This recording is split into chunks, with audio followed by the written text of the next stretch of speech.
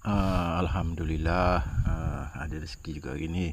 Hari semalam buat degil sebenarnya. Air Sungai Pahang besar sangat sebenarnya. Hari semalam umpan dah ada dah. Turun jugalah buat degil, turun melaju. Alhamdulillah ada ke hasil hari ni. Ini hasil dia.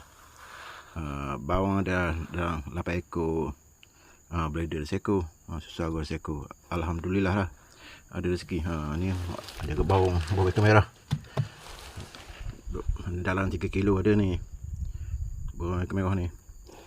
Ni lah rezeki hari ni. Alhamdulillah lah. Dah 2-3 hari dah kompau. Ada hasil balik air besar ni. Alhamdulillah. Ikan bawang merah.